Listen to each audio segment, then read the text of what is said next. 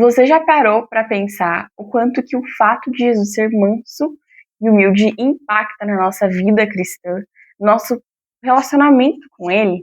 É sobre isso que a gente vai pensar e refletir no vídeo de hoje. Se você não me conhece, eu me chamo Aimee, eu criei esse podcast no ano de 2021, faz um tempinho já, para que a gente pudesse falar sobre a fé cristã, para que esses vídeos, os conteúdos que a gente traz aqui de alguma forma, pudessem edificar a vida de outras pessoas. E por aqui a gente fala sobre literatura, a gente tem vídeos tanto de indicações de livros, quanto falando da literatura de forma mais ampla, como no nosso último vídeo.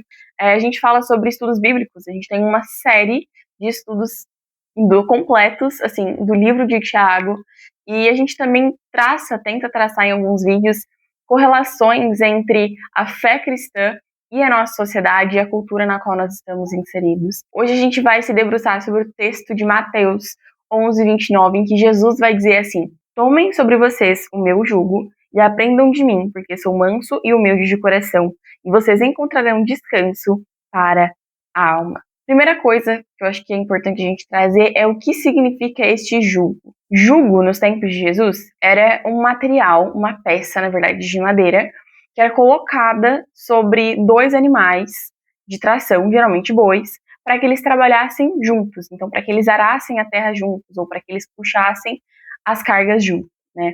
E nesse contexto em que Jesus está falando, ele está usando, obviamente, né, o jugo, essa ferramenta muito utilizada na agricultura antiga, como uma forma metafórica de se referir ao seu próprio ensino, né, de se referir à lei mesmo, aquilo que as ordenanças e aos ensinos que ele estava falando a respeito.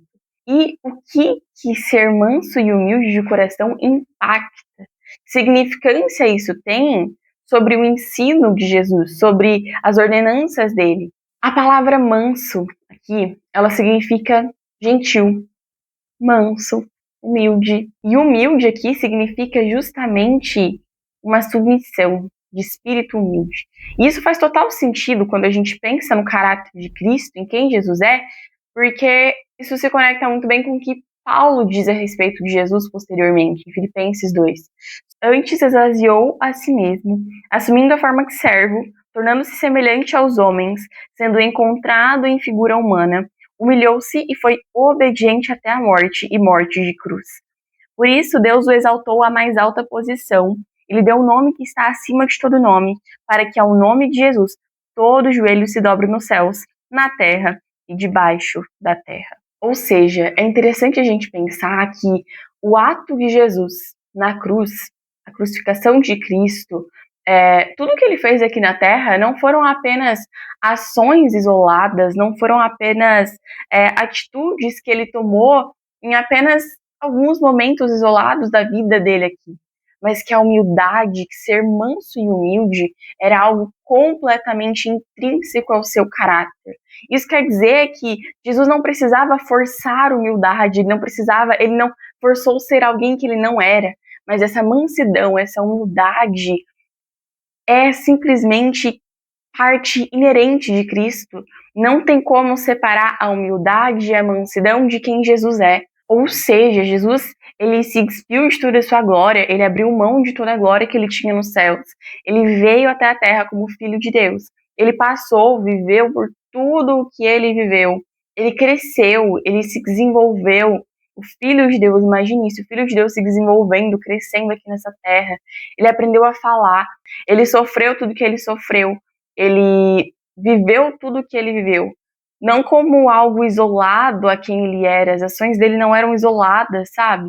Mas isso tudo que ele fez, tudo que ele falou, exatamente tudo aquilo que ele viveu nessa terra eram evidências do seu próprio coração. Ele se entregou em favor da humanidade, ele se entregou naquela cruz para que hoje nós tivéssemos vida, não simplesmente porque era algo que ele tinha que fazer, sabe? Não, foi uma entrega completa, foi uma entrega de tudo aquilo que ele era, para que hoje eu e você pudéssemos ter acesso livre ao Pai. E um livro, né, falando a respeito desses atributos do caráter de Cristo, que me impactou muito positivamente, foi esse livro, Manso e Humilde, do Dane Ortland. E nesse livro ele apresenta justamente isso, como que essas características de Cristo não podem ser separadas de quem ele é, sabe? E eu queria ler um trechinho desse livro que ele vai dizer assim, na página 54. Jesus trata com ternura e com nada menos que ternura todos os pecadores que vêm a ele, independentemente de quais ofensas cometeram ou de quão graves elas sejam. O que suscita ternura em Jesus não é a severidade do pecado, mas o fato de o pecador vir a ele. Qualquer que seja a nossa ofensa, ele se compadece eternamente de nós. Se nunca viermos a ele, experimentaremos um juízo tão duro que será como uma espada de 2 gumes saindo da sua boca sobre nós. E aqui ele coloca a referência às citações relacionadas a isso lá em Apocalipse. É muito interessante e lindo da gente perceber como que o caráter de Cristo, por sua essência, é algo que nos cativa. Quando nós, pecadores miseráveis, vamos até Ele, Ele nos recebe com ternura. Independentemente daquilo que nós temos feito, Ele nos recebe com amor, Ele nos recebe com alegria, sabe? Esse é o caráter de quem Ele é, não é algo que Ele força, entende? Isso muda completamente tudo. E é por isso que quando ele fala a respeito do jugo, de que o jugo dele é suave, o fardo dele é leve, faz total sentido porque em Cristo a gente não precisa mais obter a salvação. A gente não tem, isso não é nem possível, né? Mas a gente não precisa obter a salvação por meio das nossas obras, por meio daquilo que nós fazemos, porque isso não é possível. Nós nunca, por meio daquilo que fazemos, conseguiremos agradar a Deus a ponto de recebermos a aprovação dele, meramente por aquilo que fazemos. Mas porque em Jesus, porque ele já se entregou completamente naquela cruz, o jugo dele sobre nós é suave. Nós não precisamos fazer aquilo que fazemos pela força do nosso braço, mas nós obedecemos a Deus, nós seguimos os mandamentos desse Jesus, dependendo do seu Espírito Santo, dependendo da graça, dependendo do sacrifício que ele já fez, que ele já pagou na cruz. E é por isso que o jugo dele é muito mais leve do que o dos fariseus daquela época, do que aquelas pessoas que eram legalistas a ponto de colocarem pesos e mais pesos sobre as pessoas, sendo que Deus, Cristo, já havia pago o preço. Que a gente não carregue peso nenhum que seja desnecessário, sabe? Que a gente coloque absolutamente todas as coisas aos pés da cruz. Que a gente se lembre de que Jesus já pagou o preço da nossa salvação.